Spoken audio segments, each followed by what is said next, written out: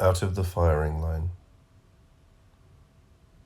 Reports of air attacks are seldom without the names of the firms which produce the planes. Focke-Wulf, Heinkel, Lancaster, feature where once the talk was of cuirassiers, lancers, and hussars.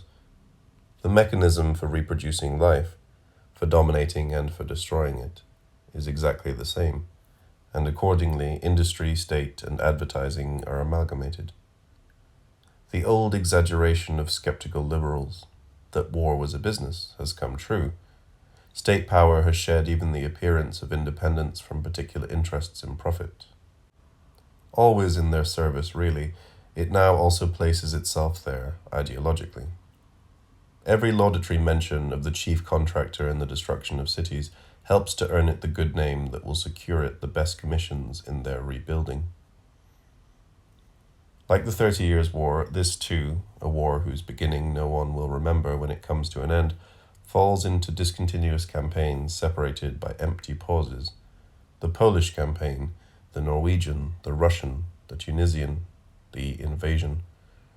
Its rhythm, the alternation of jerky action and total standstill for lack of geographically attainable enemies, has the same mechanical quality which characterizes individual military instruments, and which too is doubtless what has resurrected the pre-liberal form of the campaign.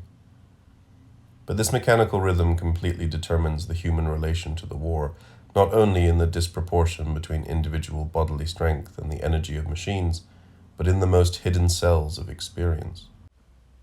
Even in the previous conflict, the body's incongruity with mechanical warfare made real experience impossible. No one could have recounted it, as even the artillery general Napoleon's battles could be recalled. The long interval between the war memoirs and the conclusion of peace is not fortuitous. It testifies to the painful reconstruction of memory, which in all the books conveys a sense of impotence and even falseness, no matter what terrors the writers have passed through.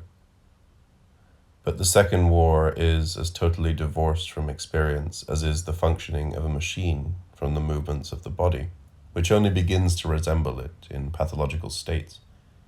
Just as the war lacks continuity, history, an epic element, but seems rather to start anew from the beginning in each phase, so it will leave behind no permanent, unconsciously preserved image in the memory. Everywhere, with each explosion, it has breached the barrier against stimuli beneath which experience, the lag between healing oblivion and healing recollection, forms. Life has changed into a timeless succession of shocks, interspaced with empty, paralyzed intervals. But nothing, perhaps, is more ominous for the future than the fact that, quite literally, these things will soon be past thinking on. For each trauma of the returning combatants, each shock not inwardly absorbed, is a ferment of future destruction. Karl Kraus was right to call his play The Last Days of Mankind. What is being enacted now ought to bear the title After Doomsday. The total obliteration of the war by information, propaganda, commentaries, with cameramen in the first tanks and war reporters dying heroic deaths, the mishmash of enlightened manipulation of public opinion and oblivious activity, all this is another expression for the withering of experience, the vacuum between men and their fate, in which their real fate lies. It is as if the reified, hardened plasticast of events takes the place of events themselves. Men are reduced to walk-on parts in a monster documentary film which has no spectators, since the least of them has his bit to do on the screen. It is just this aspect that underlies the much-maligned designation phony war. Certainly, the term has its origin in the fascist inclination to dismiss the reality of horror as mere propaganda in order to perpetrate it unopposed. But like all fascist tendencies, this too has its source in elements of reality, which assert themselves only by virtue of the fascist attitude malignantly insinuating them. The war is really phony, but with a phoniness more horrifying than all the horrors, and those who mock it are principal contributors to disaster. Had Hegel's philosophy of history embraced this age, Hitler's robot bombs would have found their place beside the early death of Alexander and similar images, as one of the selected empirical facts by which the state of the world spirit manifests itself directly in symbols. Like fascism itself, the robot's career without a subject. Like it, they combine utmost technical perfection with total blindness. And like it, they arouse mortal terror and are wholly futile. I have seen the world spirit, not on horseback, but on wings and without a head. And that refutes, at the same stroke, Hegel's philosophy of history.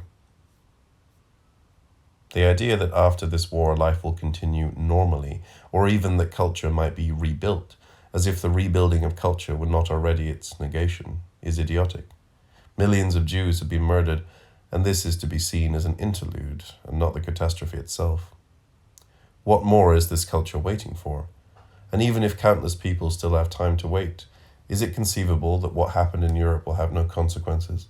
That the quantity of victims will not be transformed into a new quality of society at large? Barbarism.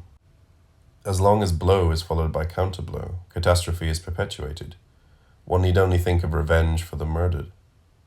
If as many of the others are killed, horror will be institutionalized, and the pre-capitalist pattern of vendettas, confined from time immemorial to remote mountainous regions, will be reintroduced in extended form, with whole nations as the subjectless subjects.